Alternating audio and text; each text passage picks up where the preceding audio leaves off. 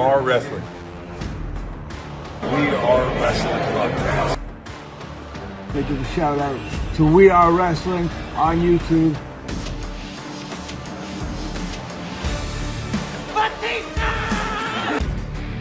You're watching We Are Wrestling.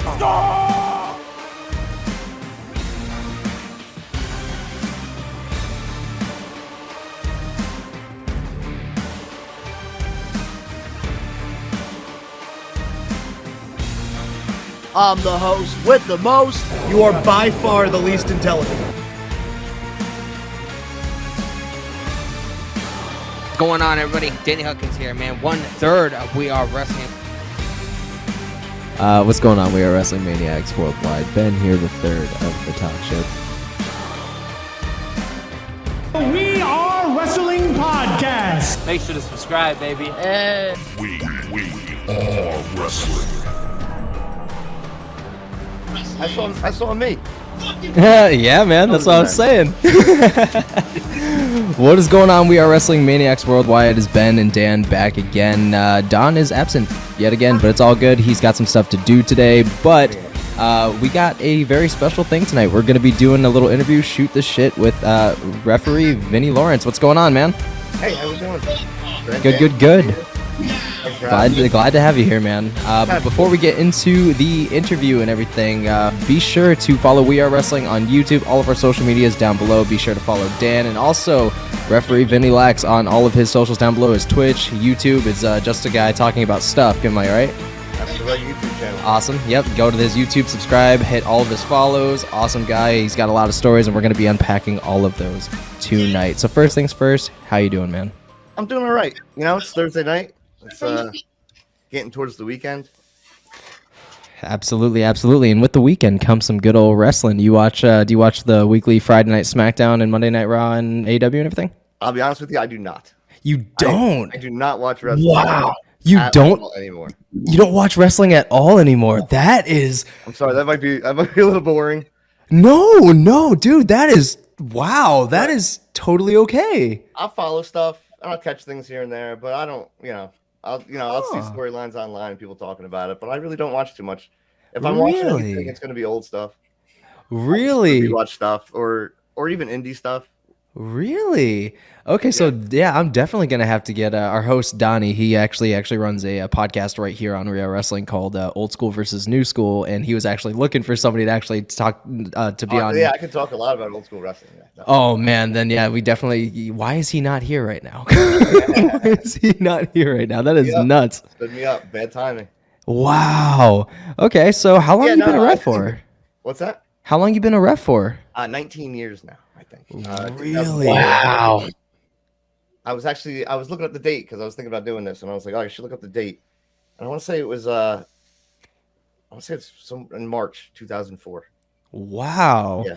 Okay, so like, what was the inspiration for that? I mean, obviously, you must have been a fan of like the older the older generations. Okay, so my origin story, I guess.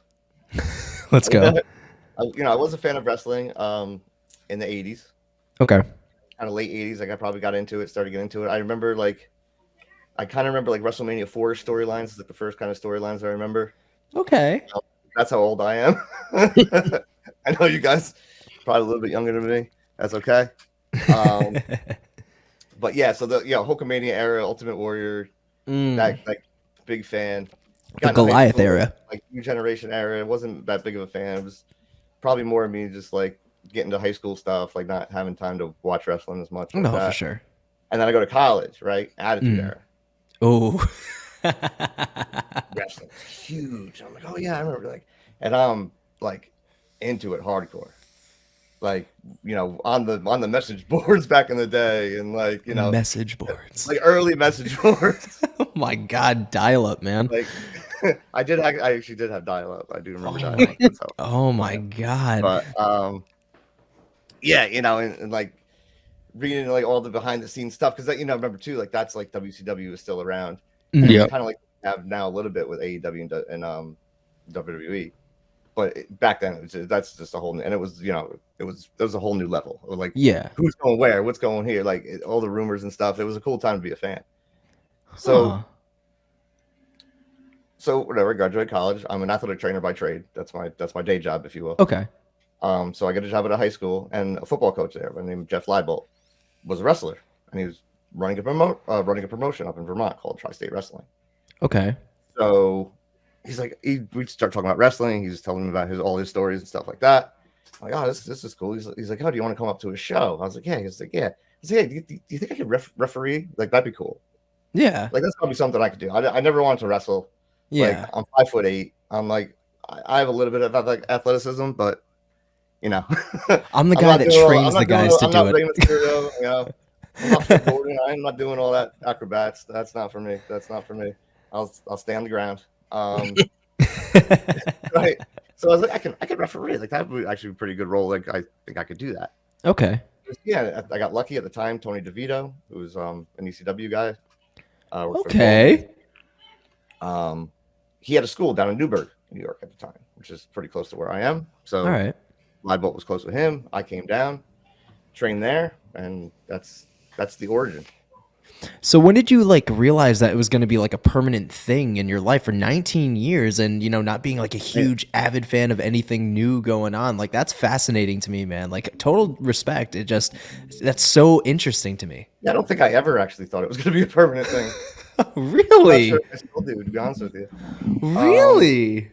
Like, I mean, what do you mean by permanent? I've been doing it 19 years now. Like, I don't plan on giving up anytime soon. Yeah. But like, you know, I always say, like, you know, people talk about in the business, right? I mean, like, I always consider myself, this is the line I use, I call it business adjacent. Right? Okay. Because I was never a full-time referee for a big company. You know, I never had anything to do with wrestling as a full-time job. Okay. For me, it was a hobby for a long time. It was you know, zero making money proposition, you know, between gas and tolls and meals and, you know. No, of course, the travel. Once in a while. You know, I got to a point eventually where I could make a couple bucks off of it, right? Yeah. And, you know, now I can make, you know, a little bit of extra money. So, but that's a long journey from where it was. To like that, probably, you know, first 12 years of just like doing it, never making any money doing it. Just like doing it for basically fun. Maybe make like $20 here, $20 there, like profit. Right? But yeah, I mean, by the time you spend money on meals and gas, and it adds up. And you know, people don't go to see referees, right? We're not selling. If a good referee is on your show, like, it's gonna make you feel better. That's what I'm saying, man. Recognize that, but there are also a lot of people that are just gonna use the guy that's gonna the person. I don't know, man. I mean, Teddy Long, he was a referee, and then he went right into being a GM on TV. So Teddy Long had a long background too. Teddy Long was also a manager back in WCW days. Yeah, man. He was in the business for a long time before, you know, he even went to the WWE. He was in WCW for a long time. And that's like another thing, you know, like referees, they are like the key component in an amazing match, because one wrong call or one thing you don't see could throw the whole thing off the rails, and that could, you know, be a lot of trouble. You know, that could be in trouble in, you know, in storytelling, and it could be trouble obviously in the ring with safety, you know, and it could boil down to a lot of things that could put a lot of people in some hot water. So, you know, refs, they're super important, and refs have some of the best spots that make some of the most legendary matches legendary, you know. So it's like, and you don't really ever get to hear refs tell their story, you know, because refs see crazy shit all the time in the ring, and that's what I really want to know. You know, it's like, what is some of the craziest things that you've seen in the ring, like whether it's injury, you know, something just goes horrifically wrong. Like, what are some of like the craziest stories that you have, like that you've seen in front of you? Well, I mean, this is going to bring down the podcast, but I was actually involved with a death in the ring. Oh, a lot of people don't know that. Wow. Yeah. Jeez. If you look it up, the guy Dan, he went by the name Spider. Okay. Quirk. Something went wrong. He caught a guy kind of high, I think. Okay. Coming out of the ring. No mats outside. You know, this is I don't even remember what kind of building it was, in like a VFW or something in Taunton, Massachusetts. You can look up the story. It's, you know, it's up there. It's wow. You know, and at the time it was like a pretty big story, because it was one of the rare deaths that's happened in professional wrestling. Oh no, for sure. Especially on the independent level. Mm-hmm. Like we all know accidents happen, but like of course, it started conversations about like more like having mats, at ringside at least, like that could have prevented something, a serious injury at least. I mean, it's never completely safe what we No, I of course. I don't want to say like what we do. I take bumps once in a while, but I've never taken anything. Crazy, right? I've never I don't want to involve myself in the risk that the wrestlers take. Like that's not really fair. But you know what I mean? Like yeah. Wow, that is. Yeah, I said I don't want to bring that podcast to No, you're good. No, you're good. It's whatever you're comfortable with. No. That's one of those things that always comes up with these, and with these podcasts. What's the crazy? What's something crazy you saw on? No, for sure. That was completely unexpected. And honestly, I was only maybe 2 years in at the time, so like I didn't know any better. So I was like, jeez, what to look out for, like Amber. that. So luckily, as an athletic trainer, I was trained in first aid, so I was able to react. No, of course. For that. Unfortunately, there's really nothing you could do at that point. Yeah, and that's like another thing that has always kind of bothered me about like some people when their feelings towards the business. It's like, oh, wrestling's fake. It's like, no, yeah, I mean the stipulations are made prior, and there's planned spots in the match, but a lot of the things that happen can go hellaciously wrong, and people really do get hurt, and it's like, how are you going to tell me that Mick Foley diving off, getting thrown off of the top of a cell and through a table is fake? Like, how are you going to tell me? Well, I mean, there's different definitions of fake, right? Yeah, no, for sure. I like to tease people. I call wrestling fake, right? Because it is no, scripted. for sure.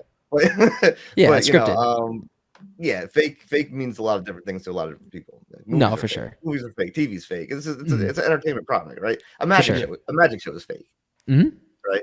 But you wouldn't want to like diminish their trade by calling it fake. Oh no, for sure. I like to say is like like you go to the movies and see these big Marvel movies and these big spectacles or whatever. Wrestling is almost like that, but instead of going to a movie theater, you get to experience it live. I just like to say that it's theater, right?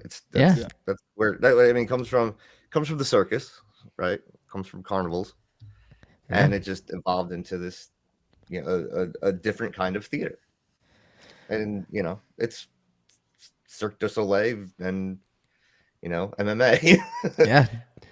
That's a good that rhymes. Someone used that. Cirque du Soleil and MMA. But wow. There's that off the top of my head.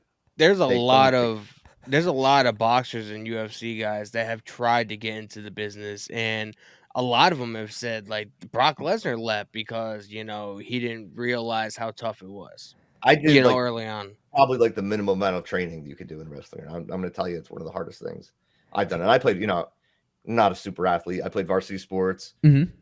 I was on the fall ball team at Sacred Heart University lacrosse for like a half minute. I didn't even make the travel squad, but I was still at the workouts. But I can tell you, like the wrestling like training that kicks your ass quick. Because about it, hitting the mat, taking the wind out of you, hitting the ropes, taking the wind out of you. Like those ropes. I don't know if you guys ever had the opportunity to be in a wrestling ring, but those ropes are not easy to run off of. There's not as much spring as people make them look out to be, because a lot of the people running into them are 250 pounds, 300 pounds, 400 pounds. I went in the ring once, and it was an Impact Wrestling in I think it was Albany, New York, back in 2011.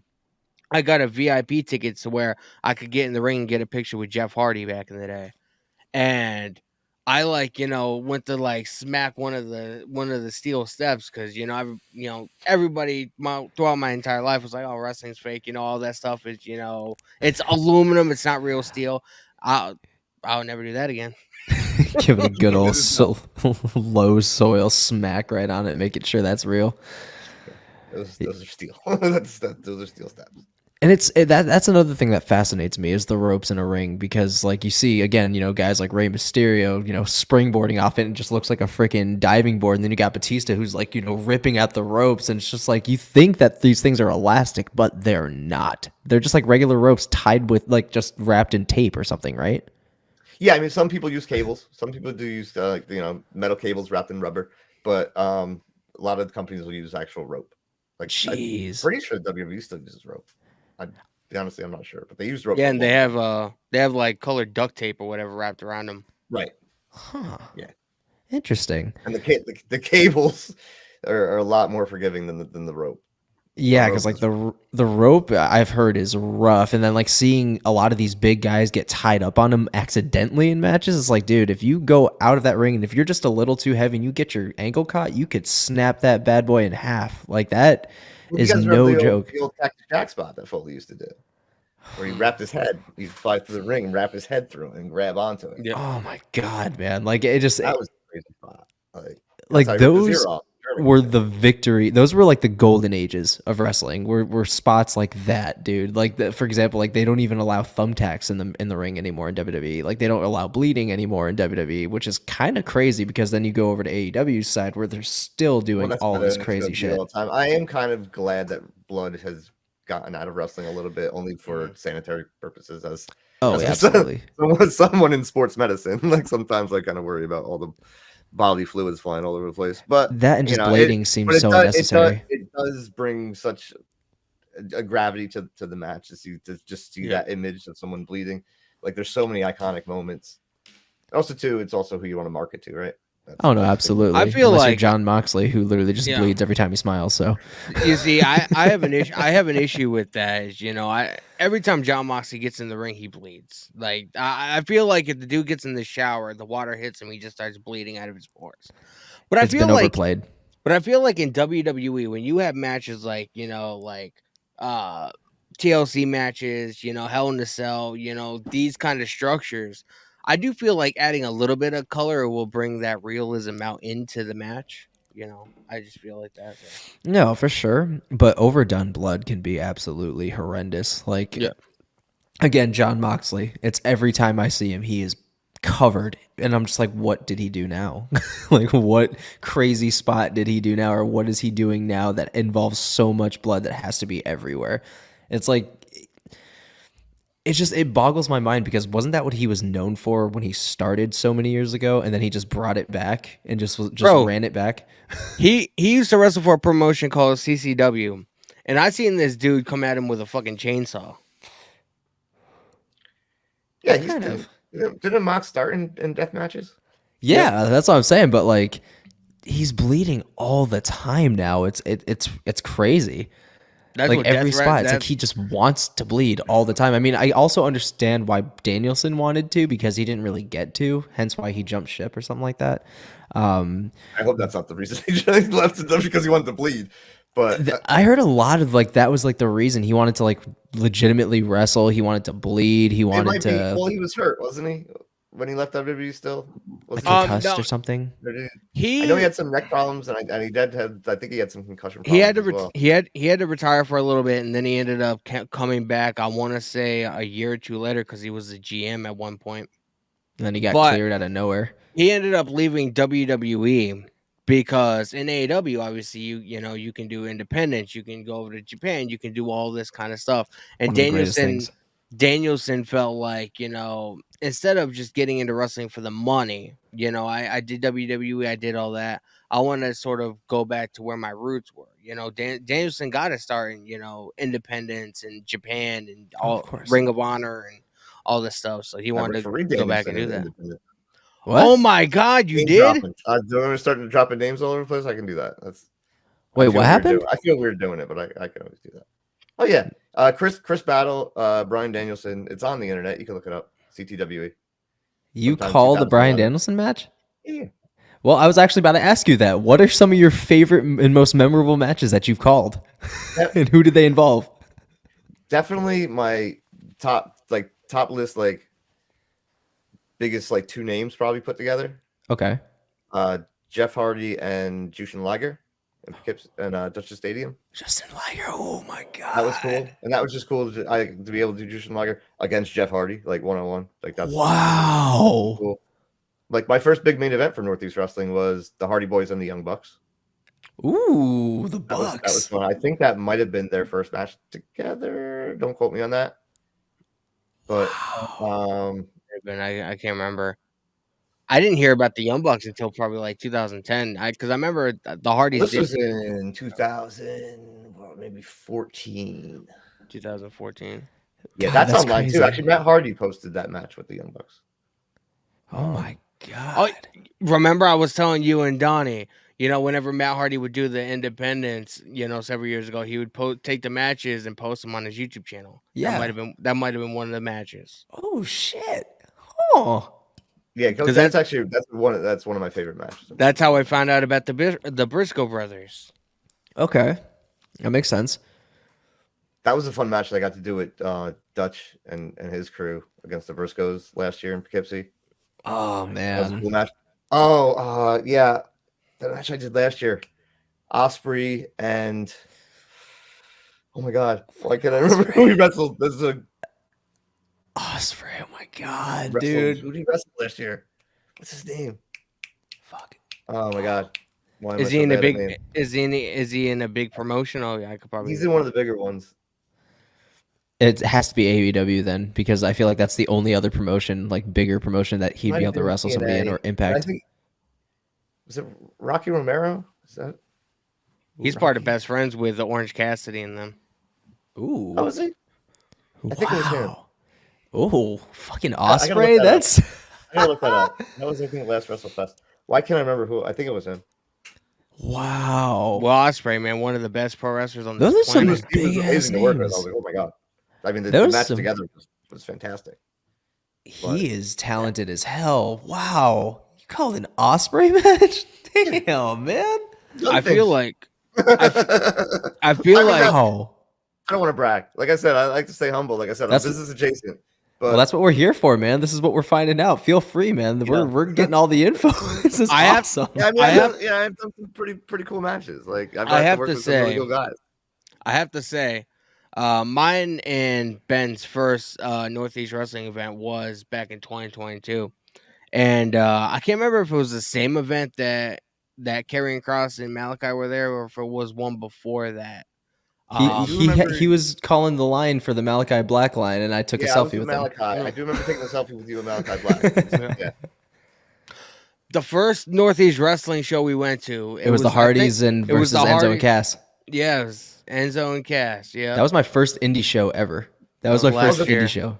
The one is that the one that I did? I think so. It was That might March have been. March 27th or something like that, 2022, out in Danbury. Yeah. Oh, then- that's the one where they did the boxing. yeah, spot. yep. Yeah, and then fucking Enzo just flopped. Enzo That was is one of the most fun guys to work with. that. Christy Antonio and I were talking about this the other day. Like I know he's gotten a lot of crap, like in like the internet circles, I guess. Yeah. But like, whatever, he comes in to work with us, and he's a blast to work with every time I get to work with him. Enzo's and- awesome, man. Yeah, and he's- it's just a lot of fun, and I have a good time, and like that's what I love about still like being a referee. I go out there sometimes, and like I get to have a blast.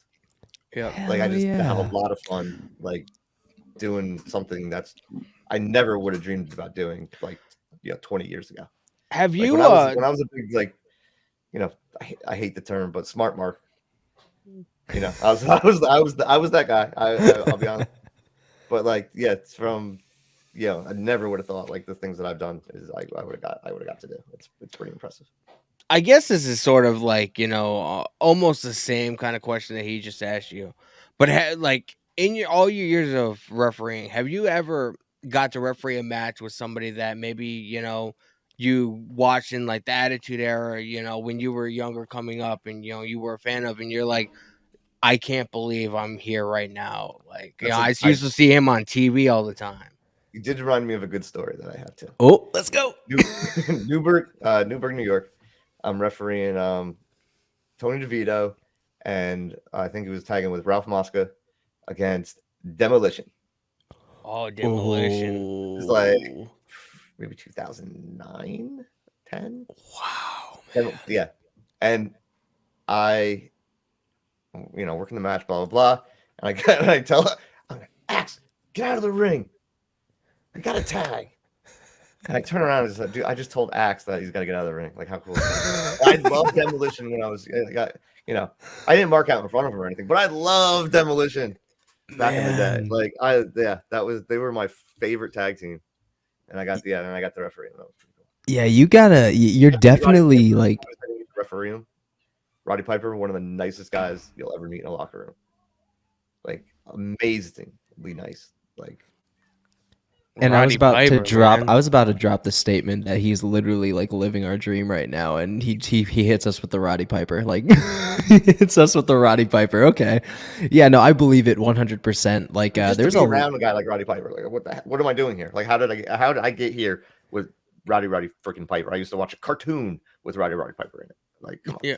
Dude, it's nuts. Like it's so crazy when you find yourself in a position like, and it doesn't even have to be like a job standpoint. It could be like something like we're doing right now with podcasting, or I do a lot of music and like movie trailer reactions and stuff. And because of that, I've gotten to know and get to talk to some of the people that I've loved growing up. The guys from like Shinedown, other bands. Just like it's a really fulfilling thing. So I can definitely understand the sentiment of it, because it's just it's wild when that happens and everything kind of comes full circle. And it's cool to find out they're just people like everybody. Yeah, else. And you would never believe it, because it's just like when we went and saw the Hardys right before they went to go do their show back in, like, what did we see them in, like, It was February? Big Time. Yeah, and that night they had a show at Big Time Wrestling, I believe. Yeah, that was like their first match on their like Hardy Boys tour or something like that, and seeing them in the Zombie Hideout was nuts. Like, I was just like, Jeff Hardy is literally 20 feet ahead of me. In Springfield. Yeah, that's right down the street from us. I did a show there recently. You were wait, time out. You guys, there was a wrestling show down the street from you guys, and you had we had no idea. Was it Pioneer Valley? Pioneer Valley Pro Wrestling. That's my other company. Yes, they had a show there, man. And then we were supposed to have another one, and the city came in. They're like, "You can't have wrestling shows here. There's not enough fire exits. You can't have a crowd like that in here." And we were like, so we had to get a new building. But wow, yeah, we got a show in Springfield, Pioneer Valley Wrestling. I just looked it up before. It is on April 8th. We're gonna have to go chill. April 8th, in Springfield, Massachusetts. You got to look up the name of the building. It's the community center. That I don't know the exact name of the building off the top of my head, but sounds like the South End Community Center. It's right down the street from me. That sounds correct. We were just there a few months ago. Really? Me, Ben, and Donnie are gonna. We have a table set up.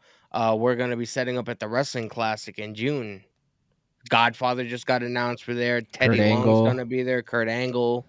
Yeah, there's a few that's gonna be there. Yeah, Don randomly hit us up with that news. And I'm like, what is that? No, I think we have Angle advertised for Poughkeepsie. Ooh, that's gonna be our big show at Northeast Wrestling. We have a few coming up in March, but yeah, the big one is always the Neshawat Center in Poughkeepsie, and that's like one of my favorite buildings to work in, because that was where I saw my first Monday Night Raw. That's where I went to see my first wrestling show. Wow! So it's got like actual like sentimental ties to you. So that was my goal actually, in to get into wrestling. I was like, I want to work that building. Like, that would be my dream, and I did. So. Wow! Yeah, me and Ben live right down the street from the Mass Mutual Center, and back in '97 they had the G-Generation X pay-per-view right down the street. And guess who was present?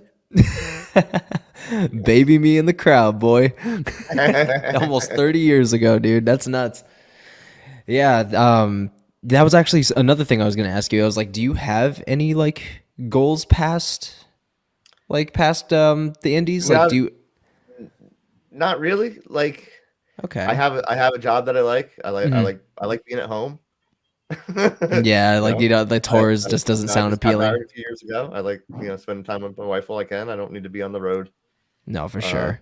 Like that, it never really appealed to me. It was one of those things like, if somehow I fell into it, but you can't fall into that. No, that's something that you have to strive for. It's like falling into winning an Oscar. Like you don't fall into those kind of roles. You're just walking around like, oh yeah, no, I'll act in this movie, sure. Wow. Like you're doing small theater, and all of a sudden, like, Steven Spielberg, where else do you like, hey, I want to put you in as a leading actor in my movie. Huh. Okay. But yeah, I mean, I wish I could have tried more like TV. Okay. Well, I've done like live internet pay-per-views, which is very similar to live TV. Yeah. Mhm. I mean, it basically is the same production as a live television show. Yeah. But I think something like that would be a cool thing to do. I feel like you would love working at AEW because they only have TV once a week, and then unless you do the indies, I mean, you fly out Tuesday, do the show Wednesday, and then you go home till next Wednesday. So That's some big bucks too. Well, I don't think Tony has my number, but you never know. You never know. Like I do get a chance to work with a lot of guys from AEW.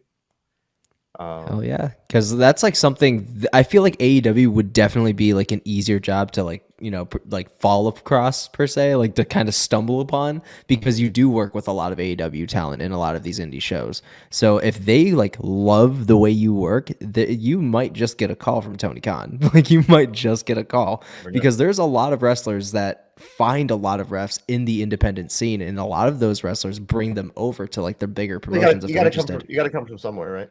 No, for sure. Somewhere. So yeah, a lot of the good referees they did pick up from the indies when they first started. A guy like Bryce, he's Chikara for years and doing his thing, and yeah. So you never know. You never know what's gonna happen. Like one of my favorite referees is Earl Hebner, bro.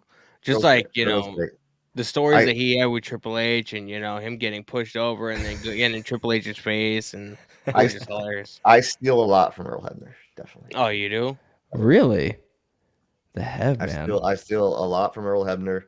I steal a little bit from Mike Chioda. Mike Chioda. Stole some of his things. Jimmy Corderas was another one of my favorites as well. I have no problem admitting that I'm stealing from some of these guys. They're great, man. Is there any that like you specifically like look up to? Like, is there any like? Do you have a favorite ref out there? I remember when I was a fan, my favorite ref was Neil Patrick. Neil Patrick. Oh, Neil Patrick. He's a legend, man. Wow. And just how big he was and the way he was able to move in the ring as a referee, just like, and he kind of had a little bit of a character, because especially when he did the heel ref coming off of that, but even after that, he always had like a little bit of a character. So like the way I think about refereeing, right, is you're kind of playing the straight man to something ridiculous going on, right? It's like battle between good and evil, and you're just kind of like the straight man in there trying to bring some kind of reality to the situation, right? So that also means that you have to play a character too. Right, people don't really think about it, but a good referee will play a character in the ring. Right? When I go into the ring, I'm Vinnie Lax. I'm not Vinnie Lawrence. Yeah, I'm referee Vinnie Lax. I go in there and like it's a different. Like I was thinking, you have to get in the mindset where you somehow have authority over these people who would destroy you if they had a chance. Yeah, like, even and especially in like kayfabe, right? Yeah, like any wrestler, like we get punched and we're out for 5 minutes. So. It's so true though. Right? So like what chance do we have? But I have to be ballsy enough to have the authority to be like, no, like you got to get off of him. You got to, I don't want to have to disqualify you. You wouldn't want that. This guy could just punch the crap out of me. Yeah, it is kind of funny. Like, referees, like they get like a back elbow shot and they'll be out for like, the rest of the match or whatever. I'm waiting for the ref to turn around and start swinging. I remember someone talked to me once, and like, you go down. It's gonna be a while. I don't want to like bury you. I was like, dude, I remember. I think it was Mike Chioda laid down for like 10 minutes after like a one punch during like one of those like old school Attitude Era matches where everything was just overbooked at the end of the match. You had like 20 run-ins. That old ECW where basically we emptied the locker room. So I think he was out one punch. I think he was out for like 10 minutes. Jesus, he can do it. Like I'm pretty sure you're not burying me. It's okay. Yeah, because refs, I'll stay down as long as you need me to. Refs do play such a good role because they generate a lot of heat. like a lot more heat than anything, and they're really good at it. But it takes a special ref to actually be blessed with, hey, do you want like a really good spot where you come out like over as hell with the crowd? Like I love those moments. Is there like a specific moment that you've ever wanted where you're not the one taking the bump, but you're the one delivering the bump? I've done it a few times. Really? Yeah. I mean, and you know, that sounds fun. It's a neat little, like sometimes you get to a spot where like back in like, you know, those old like comedy scramble matches where like everyone's hip each other and blah blah blah, and all of a sudden the guy runs to you, you're just like, whoa, like you didn't mean to do it, like, oh, what the hell? The guy hit like you know things like that. Or it's always been funny watching the referees just go punch at each other, and they start fighting with each other. Into like a real referee fight. That would be fun. I don't know when I would have the chance to do that. I mean, you're at the gym constantly, so you might as well. You might as well get to a spot, man. Gym, and most of the referees at Northeast Wrestling I work with are still bigger than me. That's another story. The referees, like when the match is going on, you guys are like, obviously, officiating these, behemoths, pretty much, like Wrecking Ball and all these like just huge, out of this world guys. The referees, like, you guys look really small, but like somebody goes to your Instagram, you're jacked as shit. The Avengers, man. Appreciate that. A lot of it is angles, and a lot of it is lighting. That Planet Fitness lighting hits you good sometimes, and you get a nice little shadow off the arm. You're like, yeah, I'm looking good. I'm guilty. Those mirrors know what they're doing. They really do, man. But now, it's number one, it's good. It's good for you. It's healthy. It's like I never liked working out. I still don't actually love it. It looks like I do sometimes, and I don't hate it, but I don't hate it as much as I used to anyway, I should say. But it's good. Number one, it's good for me. Number two, it helps me out with the wrestling. It's physical, man. Yeah, it's going to keep me from injuring myself. I know that. And and the aesthetic part of it is a bonus. So now that we know, obviously, you spend a very lengthy amount of time in the ring, and you spend quite a bit of time in the gym. I see that you also spend a lot of time on Twitch, and this is where I'm really excited to talk about this stuff, because we can drift away from the wrestling. We can start getting into the nerd stuff, because I was like, I want to get all the professional stuff out of the way. Now we can dive into the good stuff. Right. So, what's some of your favorite games to play, man? Let's talk about it. I've been playing Super Mario Odyssey lately. Been playing that for a couple months now. And that's surprised me how much I actually like that game, because I never played any like the real 3D Mario games before. And I played Mario 64 on my channel, and I ran through and I beat that, and I was like, and one of my mods is my sister's boyfriend, and he was like, oh, we got Super Mario Odyssey if you want to borrow it, like, and play it. I was like, yeah, I'll try it, and I like it way more than I thought I was going to. But so you're more of like the old school games kind of fan, right? I was doing a lot of retro stuff, only because I didn't have a capture card, and it was easy to run emulation. So I got a $40 mirror box. I recommend it to anybody who's out there looking for a cheap option for a capture card. Okay. I want to spend $150 on an Elgato. Yeah, this thing's been great for me. It's worked. It's been more than serviceable for $40. But so now I got that hooked up to my Switch. So I've been playing Odyssey, and then I've started playing Donkey Kong Country. I'm doing that on Tuesdays. For a while, I was playing. I don't know if you guys know Tecmo Super Bowl. It's an old school football game. It's like classic. It's that scene in Family Guy with Bo Jackson running all over the place in the old video game. Yes, that's the Tecmo Super, because Bo Jackson was like super powered in that game. Got you. That's the joke. There's actually a video online of someone doing that, like just running around the entire field twice with Bo Jackson. That's how super powered. But yeah, I was playing that for a long time. Like, I found a mod that had all the new rosters in it. I played a season of that. That was pretty cool. So yeah, I was playing a lot of the retro games. So now that I got the capture card, I'm starting to play somewhat newer games. On Fridays, I watched old television commercials. Oh, bro, I'm gonna have to hit up your Twitch, man. Friday, same. It's a tough time because the way my schedule works is I work in the afternoons and evenings. So like I said, I'm an athletic trainer for a high school, so Yeah. I go in when practice starts, and that's in the afternoons. So my schedule allows me to wake up early enough, Twitch for a couple hours while I have my energy drink, go to the gym, and then off to work. But it's not the greatest time slot. I recognize. I'm on at 8:30 in the morning. Yeah, it's very hard to grab any kind of viewership there, especially. Most people are at work, especially people my age who would view my content. But I'm a night owl, so I'm a night owl, so I usually watch all my content like late at night, and just doing nothing. I'm usually up at like all hours of the day, basically, minus like 11 o'clock. I'm usually out cold, but 8:30 is actually really not that bad of a time. I've noticed a lot of people are at 8:30 in the morning are watching a lot of people play Hogwarts Legacy. I've noticed that they're playing a lot of Hogwarts Legacy, and I am one of those people. That's probably because on the West Coast. Up for school. Oh yeah, man, dude, that game is heavy right now. Like that, it's so good. Like you don't even have to be a huge Harry Potter fan to just love. Well, my wife is actually a really big Harry Potter fan, and she would love Hogwarts Legacy. She doesn't even play video games, but she is going to try Hogwarts Legacy. That's how much. Man, she's gonna love Hogwarts Legacy. She might love video games now, man. Especially because it literally the freaking Sorting Hat tells you what house you're in. It's a story like 200 years before Harry Potter's storyline. So you get a whole new threat. You get to freaking open world. Like I've been playing it 30 hours. I've only discovered 6% of the entire map. That's cool. And I already beat the main quest. Yeah, I've been playing Gotham Knights. I got that for the PS5. How is it?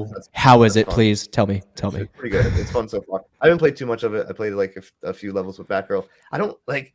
That's the thing about getting older, man. I don't game as much as I used to. That's why I do like playing in the mornings. Like gives me a couple hours to play in the morning. But like, yeah, so a lot of nights I'll be like, all right, let me. It's like 9:30. I'm like, let me play. Then I start watching a YouTube video. Next thing I know, it's 11 o'clock. I'm like, oh, I gotta go to bed. Yeah, dude, I get distracted all the time. Okay, so instead of the DC and the newer games talk, why don't we bring it back to the late 90s and why don't we talk about some of this? Majora's Mask. Hell yeah, boy. Yeah. Huge Zelda fan, man. That was like one of the biggest things I was super excited to talk to you about was Zelda and the love for it. And Skulltula, man, dude. Gotta say, your creativity is the shit. Spider-Man Link combo. It is the shit, dude. I'm not gonna lie. I saw Skulltula, man, and I was like, that is creative as hell. I'm not gonna lie. I'm super into that. I have a Spider-Man outfit. I have a Link outfit. I said, that'll make sense to put them you together. You literally took the greatest opportunity. What's the spider in Legend of Zelda? Scatola. Scatola makes sense. It was like literally, if you're ever gonna like stream any Zelda game, it's like required now that you have to dress up as Skulltula Man and play. It's required now. That'd be tough, but I did play the original, the OG Legend of Zelda. I played through on like the OG Nintendo. No, on an emulator. Oh, okay. But, I mean, I played Zelda back when Zelda came out. Like I still have the Zelda cartridge. Really? Like the OG Zelda cartridge? Oh, yeah.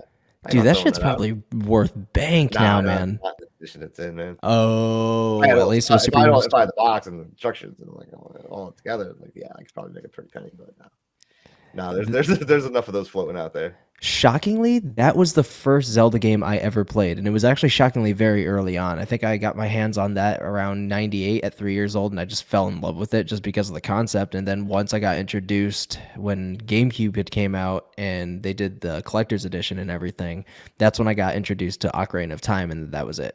I was like 6 years old, and I was playing. I literally broke Dawn at like 6 years old. I was probably 16 years old. Yeah, I was 6 years old. Yeah, so I was born in 79, so 16, 17. Playing, Ocarina of Time. I vividly remember recording the ending of that game on a VHS cassette. I don't know where that VHS cassette is, but back in the day, I had a VHS, and I was recording. I was running it through the TV to record my gameplay on a VHS. Wow! Whoa! You found a way to Jimmy rig and capture your gameplay on a VHS. Oh my god, that is fine ingenuity. That's how you had to do things. That is some fine ingenuity, man. Wow. Damn. That's how you did things back then. That's how we didn't have fancy computers like we do today. Holy shit. These kids today, man, they have it too easy. They have no freaking clue. They're all gonna fold. I remember seeing 2 monitors for the first time. I got 2 monitors set up here, and it's like you're just like, holy shit! My mind. I was like, 2 monitors. I don't even have 2 monitors. Like, what am I gonna do with 2 monitors? And now you realize a lot. But it does work great for streaming. That's what I'm saying. need to stream on one TV, and then I can do all the technical stuff on the other. So. Yeah. We did the live watch along, I think, to Raw 30, like the 30th anniversary of Raw, and I have 2 monitors, then I have like 2 laptops on my desk, and I'm just like, yeah, well, I'm never going to use all of these at once. I have definitely used all of them at once. It takes up a lot of space, man. I was thinking about getting like a little laptop for the deals just to have like in case I need to do something else. But yeah, like, do you have a Stream Deck? No, I didn't go that far yet. Oh, now that you got your first cash out, man, you're gonna need that Stream Deck, especially like once you get the followers, you're gonna need that Stream Deck to do things easy. On Twitter today, I saw someone posted. Yep. Something like, what's your favorite piece of equipment that you bought, blah blah, and everyone's like Steam Deck. So I'm like, nah. Do I really need a Steam Deck? I'm probably gonna need a Steam Deck eventually. Yeah, because like I was actually kind of scoping through like all of your YouTube lives of like Mario and everything. Yeah, you're gonna need a Stream Deck, man, because you stream quite a bit, quite a bit. And with one push of a button, man, like literally you can just control everything that goes on your stream, from like anything popping up from your subscribers, all that, the B-Rec back thing, just one push of a button, boom, done. Yeah. Like I got a buddy that just got his first, and he hasn't looked back. It's like the easiest thing on the planet. Instead of like clicking this and like looking for it and like moving it. Yeah. I am horrible with technology. I'm like 80 years old when it comes to technology. I'm starting to feel like that. Like I thought I knew things about computers and I knew how to do things, and now I'm starting to feel like luckily there's YouTube out there. Like I just watch YouTube videos on things and it makes it pretty simple. Bro, I don't even know how to turn on a Switch. Yeah, you gotta hit like 4 buttons. It can be. Yeah, my oldest daughter has a Switch, and when she's like misbehaving or whatever, I go to take it away to shut it off. I'm like, how do you shut this off, man? Doesn't want to work. Crazy. And I feel like that's not an old thing. I feel like that's just a lack of not being a gamer. Seen it, yeah. It's like, what the hell is this thing? But yeah, man, like, do you have any like favorite games that you grew up on that you still grind, or is there any like newer ones that you found that like is out of the norm for you that like you never thought you were gonna really love other than Mario? Or yeah, well, obviously the old Legend of Zelda games. Like I remember playing like Punch Out, Super Nintendo wise, like Super Mario World, like Pilot Wings, great game. Pilot Wings I haven't played on stream yet. I was thinking about doing that eventually, getting to that. I played a lot of role-playing games back when I was younger. Ooh. A lot of Final Fantasy. Ooh. 2, 3 here, 4, 6. It gets confusing sometimes with the names, but those games. Chrono Trigger was one of my favorite games. I played the hell out of that. Some of the Dragon Warrior games. I remember Dragon Warrior 4. I never finished. I got up to the boss and I never beat that game. Yeah, I still remember that. And that was the last Nintendo game for the NES that I bought, was Dragon Warrior 4. Yeah, I was like very all over the place. Like I started like I say professionally gaming at 6 years old because I got a hold of this game called Diablo 2 back in the day, in like early 2000s, like late 90s. And I got a hold of it at 6 years old, which was probably like the worst thing you could ever let a 6-year-old do. But for whatever, Diablo 2, yeah, I can see why. That's like the worst thing you could do for a 6-year-old. But then again, like my parents are also avid gamers, so like they kind of didn't make the best choices, but they also knew that I was immersing myself into a world that wasn't going to, get me in trouble later on in life. I wasn't going to, do anything horrible against the law and all that stuff. And I haven't. But yeah, like that was like Diablo 2 got me professionally gaming because it's a strategy based game. It's a role playing game. It's in the same company that did World of Warcraft. So, I grew up on like very much so the Lord of the Rings side of things, hence why I got so into Zelda. I never got into Star Wars. I always stayed like in the fantasy realm. And even to this day, I can't really play futuristic games. I think the last futuristic game that I loved was Halo 2, and that was like 2004. Yeah, I mean, gaming has been a big part of my life for a long time. Like I said, when I was younger, geez, I'd play games hours and hours and hours and hours and hours. Like I said, you get older, things change, but I still do enjoy like obviously playing the games on Twitch. I pick games that I want to play, right? Like I play games that I'm going to have fun playing. Oh no, absolutely, man. I play a lot of old game show games. That's fun. Like I go all the way back to like the Commodore 64. Like, I don't know if you guys familiar with the Commodore 64. Nope. I'm gonna be completely honest with you, man. It was a computer, but they made a lot of games for it. That was pretty popular to use kind of like as a gaming system. Huh. So, they just like pumped like a bunch of like different games into like this one computer. Well, they came on these floppy disks. You remember? You ever see the old 8x11s? Oh my god, those! I still have those too. I never throw those out yet either for some reason. I do know what those are actually. Wow, those are advanced. Yeah, I'm old. Like I said, I'm old. You know, I'm not gonna use the term old, but those are definitely advanced. Yeah. Especially what do you say? You're born in like 95? 95. He was 90. I was 95. Yep. See, 90's not. That's close. That's almost a 10-year difference. Yeah, I'm not. I'm but old, in 10 years, I'm not like I'm not on my way to the grave or anything like that. But it's also it's amazing though, like how much 10 years can really change so much. Like again, even with wrestling, with video games, with shows, like everything is so constantly evolving. And it's amazing how much in a 10-year span. Like. You go from playing, for example, Pong back in the day. Like Pong was like, if not like the first video game ever, right? Or something like that. One of like the first video games ever. Yeah.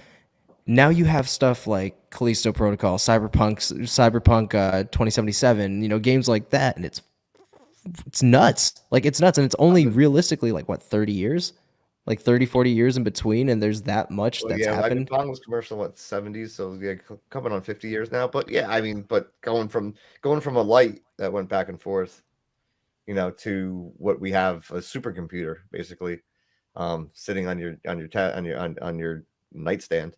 It's nuts. Like it's so to a television that people couldn't even fathom when televisions came out.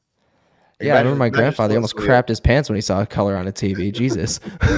Just imagine like looking at a flat screen TV. Like I grew up in the era of still had vacuum tubes.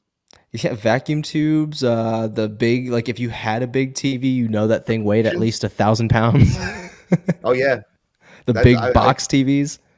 Yeah, I'm convinced my father never got rid of the TV because he was just like, I don't want to move this thing. Dude, I don't blame him. It was a pretty big TV for the time, and when we had to get it out of this house, it was not easy. No, that's at least like a 3-4 people, like 4 people job at least. Now, do you? I know that you don't play any like newer games or anything, but do you like watch any of like the game adapted movies or shows? And do you have a favorite by any chance? Curious. No, not off the top of my head. Like one, for example, that I absolutely love, and it's a very honorable mention, is Sonic. Like the Sonic movies I actually kind of slapped. Like I'm not gonna lie, like I was worried about it because I'm a diehard Sonic fan all the way back to the beginning, like the Sega days. So when I found out it was getting a live action movie, I was hella worried. But Jim Carrey really killed it, and they got the OG voice actors for 90% of the characters, including Sonic himself and Tails. I can't say that I've seen it, but I haven't heard bad things about it. Jim Carrey absolutely slayed it as Eggman. Detective Pikachu, I saw that. That was. How was that? That was Ryan Reynolds being Ryan Reynolds. I loved it. So are you stoked for Deadpool 3? Of course. Oh my god, my favorite comic book character. Deadpool and Deadpool or Wolverine? One of my favorite movies. But that's the thing, like Ryan Reynolds, like I can't knock Ryan Reynolds. He's doing his thing, but he just does the same damn character every movie. It's great. It's like The Rock. The Rock, yeah. Like I said, I joke, but that movie Red Notice, you got the 3 actors that just basically can just play themselves, and it's great. They just did themselves. There's like we're just gonna, and people loved it. It wasn't a bad movie. It was a pretty good movie actually. You actually just pointed out that Gal Gadot definitely plays herself. Yeah. She definitely plays herself. You're not wrong there. Yeah, she's not hitting us with a lot of range. Like no offense to her, but are you the same way? Gal Gadot. She's better actress than I am. But. Are you a DC guy? Have you seen the new Flash trailer yet? I will watch the DC movies. The DC shows are where it's at though. We could talk about this all day, man. But I'll probably end up seeing it. I'll probably wait for streaming. I probably won't see it in the theaters. Oh, get ready to see Michael. Get ready to see Michael Keaton back because he looks great as Batman. I saw the Super Bowl trailer. It looked good. I feel like I'm one of 5 people that actually like the Titans live action TV show. I think you I might haven't be. tried that out, but Doom Patrol, I love. One of my favorite shows. I'm a But if part they of get the that- Renaissance too, so yes, I have to admit, Doom Oh Patrol my is God. phenomenal, man. And I'm saddened to find out that and Titans are both coming to a close with season 4. I saw that. I saw the writing on the wall there, but yeah. Yeah. But the animated Harley Quinn show, that's really good. I just saw the special, the Valentine's Day special the other night. It's phenomenal episode. If you haven't seen it, definitely check it out. My daughter wants to watch that, and I'm No. like, I don't think that's That's appropriate. No. not a No. cartoon. I'm not even sure if it's inappropriate. If it's appropriate for you, man. Don't have your kid watch that show. So I can definitely tell. Obviously, you're a Marvel fan, right? That's my. You're a probably big ass main- Marvel fan, right? Now, see, I don't. Number one, humble. Number two, I'm not a super big comic book geek nerd, which is cool. I love it. I love people who are, but I don't read the comic books like that. Of course. If I read comic books, I'm usually going to a comic book store or convention, and I'm buying older stuff. I can buy Collectibles. not even collectibles, just old issues that have cool covers and look cool, and I'll read the story for $1. Got you. Because Okay. the only really new comic I was reading, and that had a very limited run, was Gwenpool. Oh. Really cool series if you haven't checked that out yet. But I'm very this is why I like Deadpool, because I'm very I like to explore the tropes of comic books more than I actually like the comic books. That's why I like Okay. Deadpool. That's understandable. I'm always been a sucker for meta, pulling the curtain back, stuff jokes like that. I'll never forget the joke in Spaceballs where they break the fourth wall and the director's there, and I remember watching that as a kid being that's hilarious, and for some reason that always stuck with me. So I do like that old all that meta stuff. Community is my favorite show. Okay. I was doing a series on the YouTube channel. I got to get back to it. I took a little break from it for a year now. Actually, Was it a reaction, or were you just watch alongs? Just a review of every episode, what I thought of it, things that happened in it, how the series is progressing, and from my point of view. Okay. Yeah, they're just maybe 5 to 10 minute videos. That's I got to get back to them. I did the first 13, but yeah, if you're a big fan of meta comedy, Dan Harmon, who co-created Rick and Morty. Oh my God! He did Community. King of shit right there. Rick taking a dump on his lonely toilet, man. I'm a huge Rick and Morty fan too. Huge, man. That's all that kind of meta humor. If you're into that, then check out Community. Man, so this is what you need to do. Do you have an Xbox by any chance? I'm not. I'm a PlayStation. You have a PlayStation. Fuck. Oh fuck. Actually no. I think it might be. You might. Oh fuck. All right. If you like that kind of. I'm sorry. I'm just dropping the F-bomb right now. But if you love meta humor and you love Dan Harmon, and obviously aside from the whole thing that Justin Roiland's going through right now, High on Life, you need to play it. It is so good. It's literally about a bounty hunter. You're playing as a bounty hunter, and there's these aliens that are literally invading Earth, and you get kicked off of Earth in your whole ass house and are transported to this alien planet, and you're being guided by a talking gun that is literally Morty, but his name is Kenny in the game, and he's what's called a Gatlian, which is an alien that can shoot shit out of its ass, basically. Yeah. And you literally are on this quest to collect all these other Gatlians who have all these other different powers by shooting things out of their ass. There's one that slows down time, there's one that shoots babies out of his ass, and there's another one that blows things up, and it's really cool. And then there's one called Let's Do It. And Let's Do It is basically just this gun that got really worked on, if you know what I mean. So now he's kind of and he can only say let's do it, but he's the most powerful if you shoot let's do it once, the whole world's gonna blow the fuck up. It's awesome. Literally the final thing in the final mission in the game is you have to take a gun and shove it up the boss's ass and pull the trigger, and Justin Roiland voices all of it, and it is fucking awesome. It is fucking awesome. So like I said, and it's a phenomenal game created by Dan Harmon and Justin Roiland, and it's just Rick and Morty all over it. And it's super fun. The dialogue half the time means nothing, and it's just great meta humor. I will have to look into that. And it's a phenomenal game to stream because no matter what, you'll push in the views, man. Because people love check it out. People love. Maybe I'll check it out on Twitch later.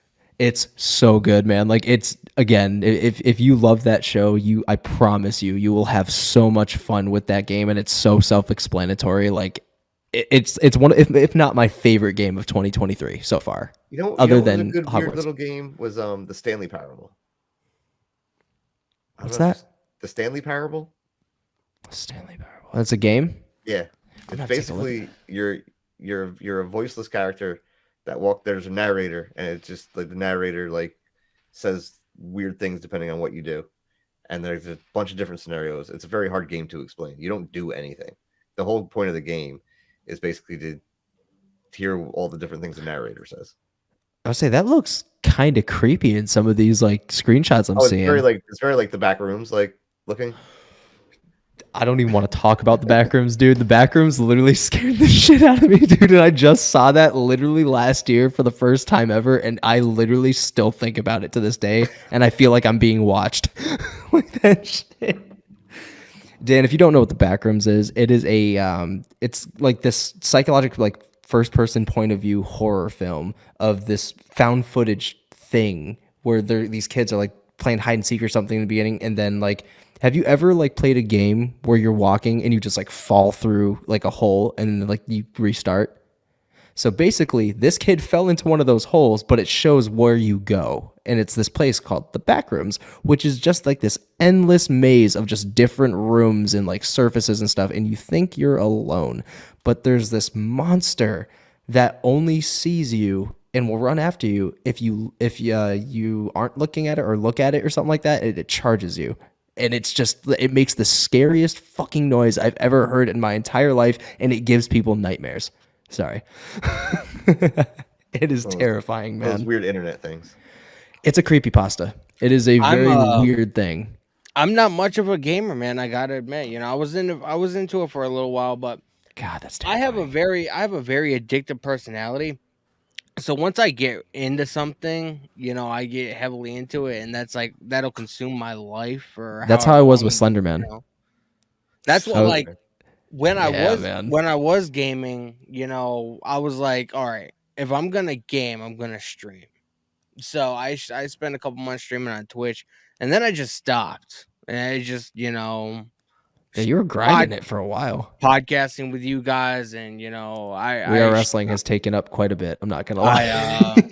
I do watch alongs for Raw, SmackDown, AEW, pay-per-views, So that takes up a lot of my time. Plus, once I get off streams, I edit clips and stuff to post on all my other social medias to sort of promote my channel, and so that takes up a lot of my time. It's a job. People don't realize it's a job if you want to really depending on how much work you want to put into it.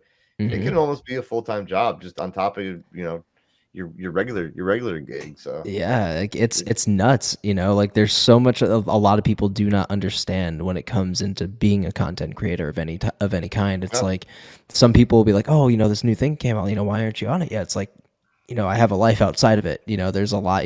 Some of us are parents. Some of us have other gigs and responsibilities that we have. Some of us just have our own content to make. So it's like a lot of people don't understand like the hours that goes into making that 1 10-minute video that you see on YouTube, and then the time that it takes to upload it while you're also simultaneously doing something else, and then that corrupts, so you have to do it all over again. People don't see that part, and it's rough. It's really rough. Not just editing. I was lucky enough when I was in college, I had room in my schedule to take a video production class. I learned some basic editing in there, so I didn't have to teach myself from scratch. But even learning that was 20 years ago. I'm learning a whole new editing software. Even getting used to that, and it's it's a lot harder than people realize. I watch in my free time. I watch a lot of making of documentaries on movies and stuff like that because I'm also heavily into movies and stuff. And hearing me and Ben are huge Kevin Smith marks. Kevin Smith is our fucking guy. Mallrats is my favorite all-time movie.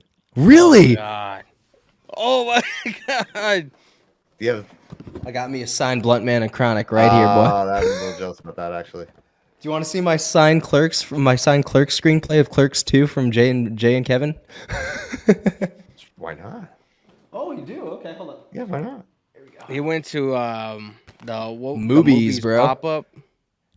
Yeah. Cool. I'm a huge Kevin Smith fan, dude. That guy saved my life, I feel like. And he don't even know it. That's awesome. That's awesome. But like hearing him talk about like, you know, when he was editing the movie, like, you know, they would like hook up 2 VCRs together and, you know, that's how they would edit. Like I wouldn't even time that, begin. like I said, that's just what you did back then. You just found ways to make things work like you do now. We have so much more technology than we did like 30 years ago. Like when I was a teenager, man, like, you know, you were young and you were just born. Like just the 90s, like cell phones. Like nobody. Some people had cell phones, but like no, yeah, most people. They had the big ass phone like this, you know. But they were expensive as hell, and the plans were through the roof. Like if you were like rich, you had one. But you know, I remember like you know, back in the day, going to the payphone and calling my parents to collect to come pick me up from football practice, and you know, just say it's me and hang up so they don't accept the charges, and they knew I'd come pick me up. Like that's how we did things back in the day. You find ways, you know, like. I remember. It's not that long ago. Yeah, no, it's really not because I remember when like the payphones like were starting to finally transition out. Like I remember when they were still being used. Yeah, like it was like early 2000s, late 90s. They were starting to finally phase out because cell phones were becoming the next big fad, and like Palm Pilots were a thing, and you know, like Palm Pilots were the OG iPad and tablet of today. Oh my God, I used to call that thing my Crackberry because I was always on it. Just rolling the little ball around. I wasn't even doing anything. Just rolling the little ball around. Bro, I remember back in the late 90s. Like my sister always hung out with like kids that were older than her, and a lot of them had like these little like pagers they would like flip onto their pants. Bro, you were the coolest dude on the planet if you could have a pager, man. God. You were. I did never had a pager, but yeah, I remember being envious of my friends who had a pager. Oh my God, dude! You're like but then their parents could get a hold of them. Yeah, you're like, and then they'd be like, "Oh, I don't know, my bladder, someone died or something." I don't know. You're like digging out all these old memories that I completely forgot I had. And like the old school Walkmans. Yeah. Oh my God, man! Wow, that was a nice little trip down memory lane. We turned it into stuff. That's why I watch old commercials every Friday on Twitch. Like, I love that nostalgia. You gotta get that nostalgia fix once in a while. The one that I used to love was waking up in the middle of the morning at 2:30 in the morning to Celine Dion yelling that she was my lady apparently, and that I was her man. The old infomercials. Yeah, man. And then next thing I know, I turn around and rub my eyes, and Michael Bolton is yelling in my face, telling me how he's supposed to live, if, you know, without him. So without me, rather. And I'm like, I don't fucking know. Those were some of the best. Those were the best. Or that when you wake up and that huge, just what was it? That it wasn't Magnavox. There was like that huge like THQ or something. It was like it would just zoom in on like the TV every time you're gonna start a movie, and it was just loud as hell. THX. THX, yes, and it would just be loud as hell. Lucas's sound company. I kind of want to do like a whole compilation video now of like actually like going to like all the old school sounds, like the old PS1 sound firing up, like the Sega, all that stuff, or like the Marvel Capcom thing. Like I want to do all of those noises again and just kind of be like, wow, because that sounds pretty appealing. I'm not gonna lie, I never realized that was a thing. That nostalgia fix. Wow, I'm definitely gonna have to dive into that. But anything else you guys want to cover? Anything else you guys want to talk about? I can talk all day. Hey man, we can go as long as you need to. We want to be, you know, respectful. I got nowhere to be. I got you. I do, unfortunately. I actually have to be up early in the morning. But is there anything you guys want for closing remarks? Anything you guys want to discuss? Before we go, we didn't cover this. Do you watch The Last of Us at all? Oh my God. No. Oh, you don't? You got it, my man. It's so good. I heard good things. And that's another thing you don't have to be a fan of to love the story, man. I never played the game, so I don't know. No. Well, if you haven't, it's okay because they basically shot the game and turned it into a show, and it's good. It's awesome. Yeah, it is phenomenal. I got a lot of. I still haven't watched the last season of Cobra Kai. That's how far behind I am on things. I heard that was great for nostalgia in terms of like furthering the story and the Karate Kid lore. Cool. I heard that was Really great. cool, especially Me and as an '80s kid who grew up with the Karate Kid, like it was really cool. It's getting a little tired, but you know what? It's still a pretty good show. But that's why I haven't. Karate Kid's amazing. Been, like that's why I haven't been like so anxious to watch season 4 yet. I haven't watched Karate Kid. Trying not to I end it. haven't watched Cobra Kai since the first season. Remember when it was on YouTube Red before it got took over to Netflix? That was the last time I watched it, man. I forgot that it started on YouTube Red. My God. YouTube Red. I do remember that. I didn't watch it on YouTube Red. I watched it when it came out on Netflix. I caught up, but yeah, it was. I thought it was really good. I thought it was really well done. Yeah, it has all that nostalgia factor where they're continuing the story from like 30 years ago and see where everyone came from, see what happened. The fact they got Ralph Macchio is incredible to me. Donnie just met them at Rhode Island Comic-Con. Lucky asshole. Lucky bastard. And then he met MJF and found out that MJF watches the channel. So. Yep. And then told him straight up that out of all the wrestling marks that talk about wrestling, he's apparently like the worst and the stupidest apparently. So I was like, oh, yeah, okay. you saw it in the intro. Our buddy Donnie was in line to meet MJF at Rhode Island Comic Con, and MJF, he was wearing a We Are Wrestling shirt. MJF saw it and just started berating him and calling him intelligent and saying that his wrestling knowledge sucks. It was hilarious. That's very much alive. MJF. That's a very MJF move. Have you ever reffed a match for him? Yeah, a few times. Oh my! I've worked with a lot of people. I don't know what to tell you. But MJF, fuck. Oh yeah, him and Bacon. I did them. God. I did them in Bethany, Connecticut. A long time ago now. Long time ago. Wow. Yeah. My God. MJF did work. He did work a couple matches for Blitzkrieg Pro. So. Mm-hmm. Yes. We're sponsoring the Devon match, right? Yeah, we do a lot of work for with Blitzkrieg Pro. We know a lot. Yeah, I know Jeremy pretty well. I've refereed Jeremy a lot back in the day. So nice. We actually have a show on. Saturday, and Devon is going to be there with his sons. Oh sweet, yeah, sweet. Yeah, another entertaining match. If you want to check this online, I don't know if you've ever heard the Hacksaw Jim Duggan Doink the Clown story. Oh, I have not. All right, go check that out on the YouTubes. Basically, they got into a shoot fight in the middle of the ring. Really? They squared up, and I thought they were gonna like start throwing fists. In the middle actually, of the ring. like connecting fists, like a legitimate fight. Well, they didn't actually start swinging at each other, but I thought they were going to at one point. Was like actual heat? They squared up. Yeah, so apparently the story comes out. Something happened years ago, like an old school, ballroom brawl, where I think Doink Matt Bourne came to like Duggan's aid in like a fight or something like that. Okay. And the guy and Matt Bourne ended up like taking out this guy's eye, basically. Like, I don't know, punched him in the eye. The guy lost it, sued him. And like Duggan, this is the story that I heard from Duggan on like a random podcast that I listened to one day. And that like he like blamed Duggan for not like helping him out financially with the lawsuit. Because he was like, we were in the fight together. And he was like, I didn't ask for your help. Like, whatever, it's your problem. That's the story that Duggan says. That's the story I heard anyway. If it's true, I don't know. Matt Bourne is passed, so you can't ask him. But that was a funny story. That was also the night I broke Jerry Lynn's nose. Yep, it happened. You broke someone's nose? Yeah, I'm dropping this all at the end of the podcast. Yeah, Jerry Lynn. Wow. Famous wrestler. Wow. Former WWF light heavyweight champion in the Attitude Era, man. Yes, he was. Now I think he's like a producer or something. He works for AEW, yeah. He was one of my favorite guys when I was a fan. And you broke his nose? I broke his nose, and I felt awful. What did you do? So it was him and Vampiro, and they were in the corner. Vampiro? Yeah. That's WCW, man. I was going to break him up, and they were supposed to throw me aside. So, break me up, throw me aside. Whatever. Next time, Vampiro threw me. Next time, I get in between them, Jerry goes to throw me. Whatever, I went, and my elbow tapped his nose the wrong way. I turn around, he is gushing blood. I'm like, holy shit, I broke Jerry Lynn. He's like, broke my nose. I'm like, I broke Jerry's nose. Crap. Match is over. Well, we finished the match. I'm like, whew, I gotta go downstairs. And I gotta face Jerry Lynn and be like, I don't know how he's gonna react.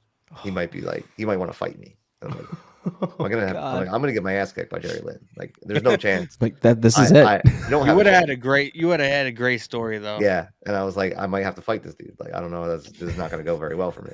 Shit. So I go downstairs to the locker room. He comes up. He's like, oh, I'm like, I'm sorry. He's like, it's no problem, man. It's no problem. It's an accident. I was like, whoa, this guy was way more nicer than he ever should have been. I expected at least to get like yelled at, like, what the fuck are you doing? You don't know what you're doing, blah, blah, blah. Like, no, he was like, oh, it was an accident. I don't know what happened. It was, you know, he just came up and got me. Nicest guy about it. That is so relieving. So years passed, like 4 or 5 years. And I'm sharing a locker room with him again for a different promotion. Mm-hmm. He doesn't know who I am. But I got his match. Ref, like, do the show, ref his match, you know, didn't break his nose. So after the match, I go up to him like, I didn't want to tell you before the match, but I was the guy who broke your nose back in White Plains, like 2010, 9, whatever. He's like, I thought you looked familiar. Like, I didn't want to tell you until after I left the match because I didn't want to be like, no, this guy, I'm not.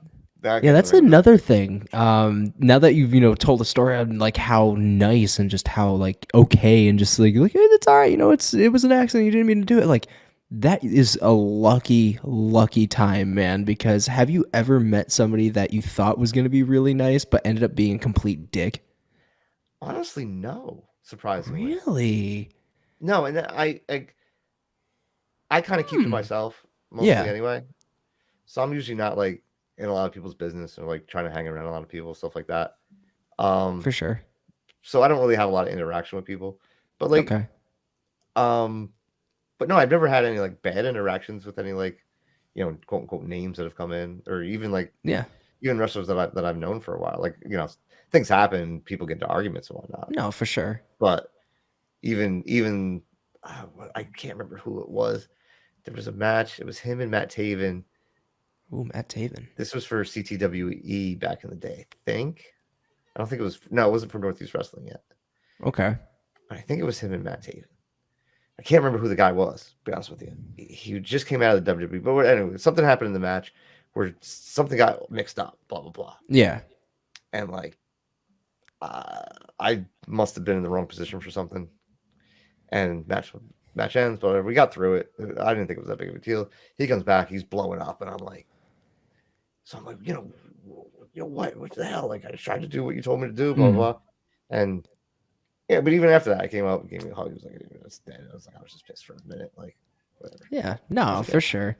But that's actually like for 20 years and not having like somebody right off the bat just rub you the wrong way is incredible. Because like there's some people that have some horror stories about some of these wrestlers. Like Scott Steiner is like a big one apparently. Like apparently he's. I'll be honest with you, if Scott Steiner was in my locker room and he was just like he stayed off to himself, I just wouldn't go near him. No, for sure. And there's this old school, like, I don't know, like if you guys all know the whole rituals, like if you've read, like, I feel comfortable saying the backstage stuff because people talked about it in books, but like there's this tradition where you go around and you shake everyone's hand and stuff like that. Okay. Mm-hmm. Like that was back like old school. You went around, you walked in the building, you shook everyone in that building's hand because you're all working together. That was the idea, right? You introduce yourself to everybody, like you all work together. And some of the the old school, like quote unquote names will still come in and do that kind of stuff.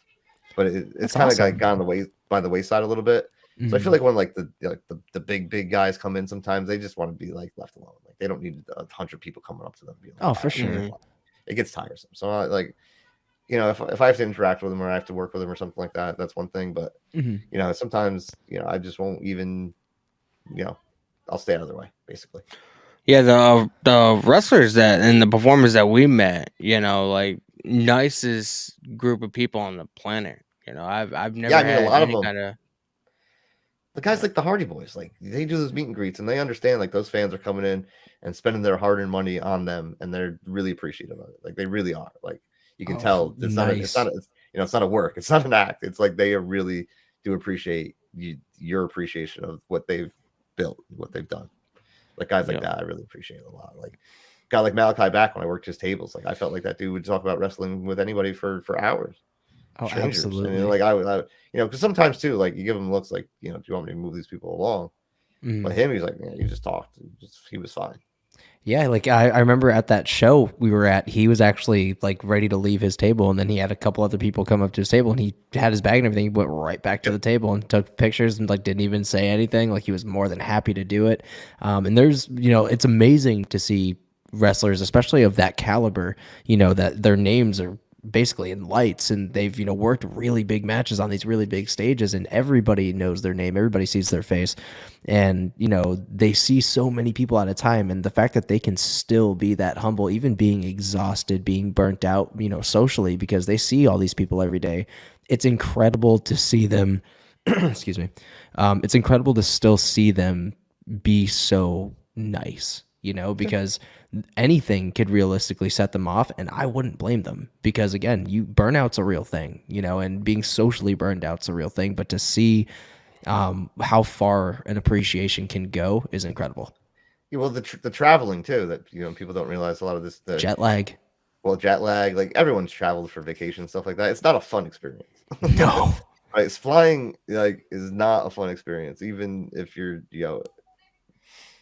in the first class seats and stuff like that. It's probably a little bit better, but it's still not a fun experience, right? You got all the travel, and then you have the car ride from the airport to the venue. You checked in the hotels, like you barely have time to eat. You're getting to the venue, and then you got to do. You haven't taken a nap, nothing. No, yeah, and you're just going. So like, to be able to come out and give that back to the fans, and and then perform, and then a rigorous depending on how much time physical you get, workload, man. It could be a heck of a job.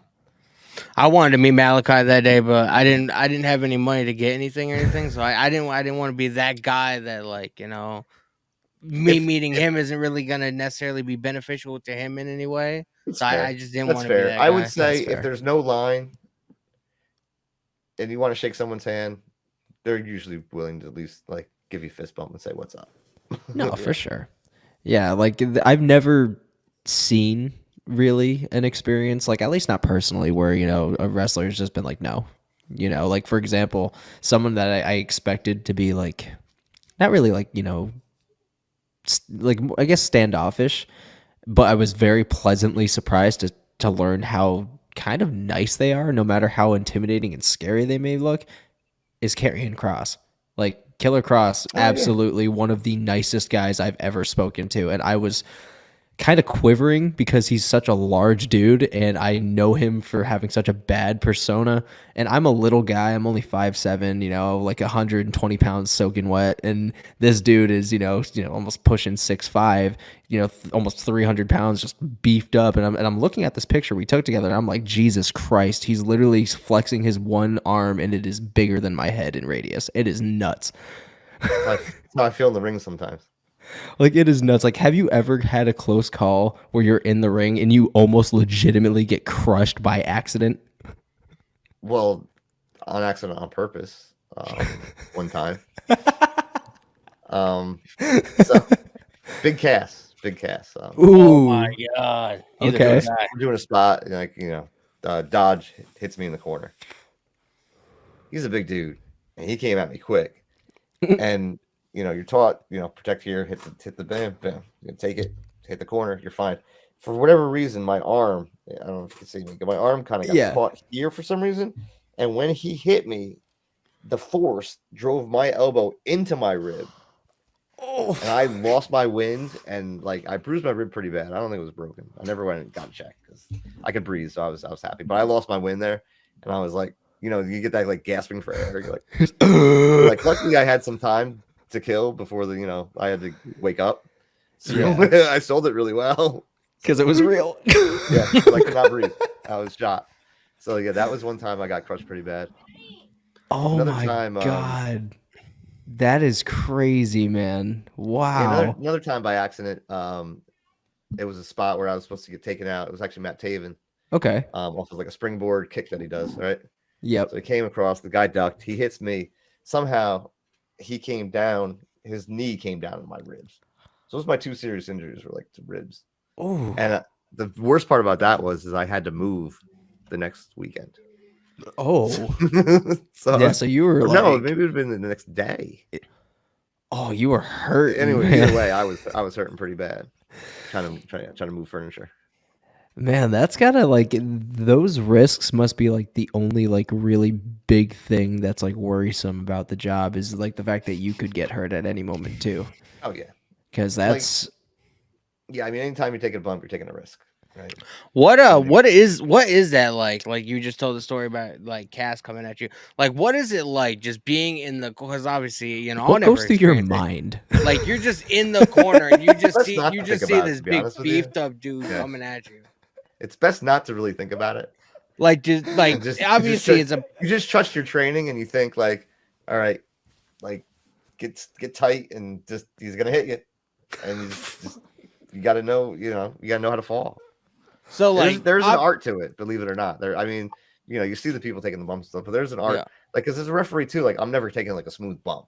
Yeah, like, I'm crumbling or I'm getting hit and like flailing. Like it's not like I'm taking a punch and I'm like bumping and feeding. Like I'm not. It's not going to look like the same kind of bump that a wrestler would take. But at the same time, you got to keep yourself safe. So you got to make sure you tuck your neck. Keep your head protected. But yeah, no, something like that. It's just like he's coming, right? It's coming, so you're just like prepared and saying, "All right, here it comes." Like knowing that it's a planned spot. Like, does he still come at you full force as like, or does he like sort of? He's gonna pull up. Yeah. He's gonna pull up when he gets to me and let me take the impact off him. But he's still a big guy. It's still gonna knock me back. Oh. Have you ever had a close call in the ring, like with yourself? Like, have you ever like thought, dude, I might really be hurt? That one time with Cass is probably the closest I've gotten. Because I was like, I couldn't breathe for like a good like 15 seconds, and I was like, when is this gonna come back? Oh, and it finally did. God, that must have been a scary moment, man. It was a rough little bit of time there. Oh my God, I couldn't imagine. Because especially like again, you're 5'8", I'm 5'7", so and Cass is 7 feet, roughly give or take. He is a big guy, and he's beefed up, man. Legit, probably like 3 something. Like, oh my God, dude. Yeah, full force. I don't think I could do this job because I would probably legitimately get scared because I'm like, he might kill me. This might be it. This is curtain call. If he hits me just the wrong way, I'm dying. That's it. That's why referees need to train as well. God damn, man. That's why the referees train like the wrestlers do. Like I learned all this stuff. I'm not good at it. Don't get me wrong. I don't think if I could have a wrestling match, it wouldn't be pretty. Hey, but, Michael Cole can have a match at WrestleMania in a singlet. Anything is possible, man. This is true. That is true. I mean, I have won one title. Really? I held the title for about 5 seconds. Oh, I was a co-champion. Okay. In a hardcore battle royal. Hardcore battle royal. I don't know I don't remember what year it was. I want to say it was WrestleMania 2000, maybe. They did a hardcore battle royal where basically the champion you had to pin the champion, and then the belt. It was 20 minutes, and then the belt would just kind of like bounce around whoever who pinned the champion. Oh, it's like when Bryan Kendrick won the WWE championship for like 10 for 5 minutes or something like that, and then it passed right off. Gotcha. Yeah. So me and a guy, Stevie Stamos, who was the referee for this company at the time. It was like the go away show, right? It was like the last show they were running, and there was this hardcore battle royal, and we looked at each other and was like, we got to win these titles for at least like once, like, because why not? It's the last show. Yeah, it'd be a funny spot for us to like win the titles. So like we stole a pin. I think we counted ourselves. Got the titles. Fuck yeah, man. The next guy just decks Stevie, and I'm holding the title, and I look at him, and I just throw him the title, and I run away. So technically, you never lost. I was never pinned. He pinned Stevie. So You're undefeated. I was never pinned. And they said Roman Reigns. I was in, I believe, like 2 like Royal Rumble type matches, just as a referee. So it's not like I did anything. Like It basically was just like for like a comedy spot. I feel like So that'd be so fun. you've been undefeated all these years. You won a title you never lost. Never lost. Yeah. You're almost on the level of Roman Reigns, my guy. He's past the level of Roman Reigns at this point. Like this has been how many years now? Probably been like 13 years maybe. I've held this title. It's never pinned for. Yeah. So who's in God mode now? Loophole. Right. Loophole, man. You got to write a book, man. Like all your experiences, like you got to write a book, man. I'm thinking about it actually. Really? I got a guy now, Dave Dwinell, refereed for Northeast Wrestling for a long time. I'm going to plug his book. Okay. Called The Ringman. He signed a copy and sent it to me, so I got to plug his book because it was a really cool thing for him to do. He's a cool guy, and his book was really cool because he started back in like the 80s era. Ooh, back when New York State would assign referees. But I think they stopped doing that around like right before I started, so around like 2000. Okay. But the New York State Athletic Commission used to assign referees. Like the WWE had to use New York State approved referees as long as they were on so they would be in the locker room, and they might do like 1 or 2 matches. It's like some of them wouldn't get any matches, but they liked him, so he got he was a good ref, so he actually got matches. He got to work for the WWF back in the day, like Madison Square Garden. Like New York State just said, oh yeah, go to Madison Square Garden. Like that's your sign there. Nice.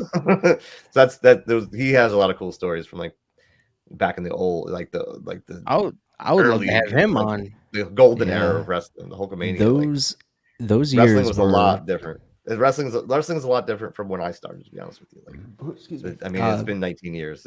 That's kind of expected. That's the nice thing about wrestling is that it always does evolve, and it's always trying to find new fans.